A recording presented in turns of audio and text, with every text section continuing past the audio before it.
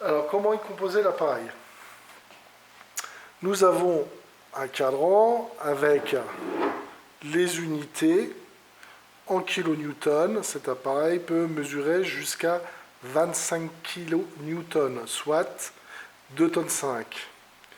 On a l'aiguille rouge qu'on appelle aiguille suiveuse, mais qui est devant l'aiguille indicatrice ici, et l'aiguille indicatrice se remet à zéro à l'aide de la petite molette sur le dessus du manomètre. On remet tout ça à zéro et on verra comment ça fonctionne tout à l'heure. Ensuite, nous avons le vérin qu'on verra ici en dessous, où on va venir visser dessus la griffe, donc le premier accessoire. Donc ce vérin est constitué donc d'un axe et d'une première molette ici. Sur cette première molette viennent se visser les grandes branches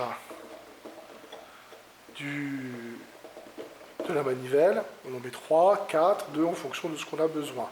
Ça, c'est pour faire la mise en tension de l'appareil.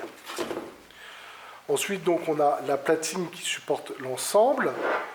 Ensuite, on a des pieds ici réglables, donc qui sont réglables sur plusieurs niveaux, ici, avec un contre-écrou qui permettra de bloquer le pied à la bonne dimension. Donc ça, si on a affaire à un support qui n'est pas plan, on va pouvoir régler les 3 pieds pour que l'extractomètre se trouve le plus droit ou le plus plan possible par rapport à l'horizontale ou à la verticale. On a ajouté une petite pièce, un petit collier ici, un petit FRS, pour pouvoir visser dessus un petit accessoire avec une chaîne, pour pouvoir l'accrocher sur un échafaudage le cas échéant, pour pouvoir mettre l'extractomètre en sécurité, si jamais il y a une rupture brutale de la chenille ou du support, et ça puisse mettre tout ça en sécurité. Nous avons l'étiquette avec la date d'étalonnage. Cet appareil est valide jusqu'en juillet 2022. À partir de ce moment-là, il faudra soit le mettre en zone d'appareil non étalonné, et auquel cas on change l'étiquette verte en étiquette rouge. Et du coup, il ne servira plus pour aller sur les chantiers, mais seulement en formation. Ensuite, ici, on a cette barre ici avec la petite manivelle, voilà, qui va permettre de faire la mise en tension de l'appareil. D'accord? Alors, après chaque essai, il faut venir, vous voyez, embuter juste là, remettre à zéro la vis qui est à l'intérieur. Voilà.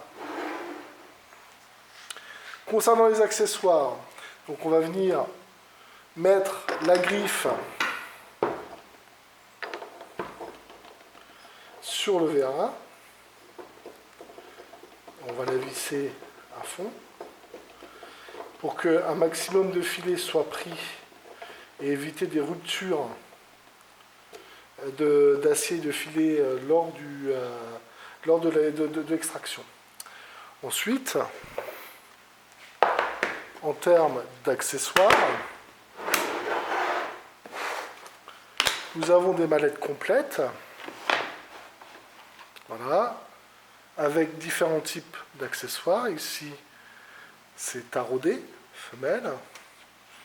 Là, c'est fileté, mâle.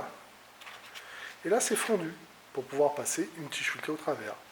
Donc ça, on peut l'utiliser sur des goujons type FAZ, FBN. Ça, pour des chevilles de type EA2, FH2I. Et puis là, on peut passer directement, par exemple, pour de la SXR, derrière la tête. Donc on fera une démonstration de tout ça. Et ensuite, une fois qu'on a crocheté la cheville avec ça, on va venir placer l'appareil par-dessus cet outil, comme ça. Et il faut que l'outil, le porte-outil, là, soit bien encliqueté dans la griffe. remonte, hop, on vient et on en clique voilà, correctement.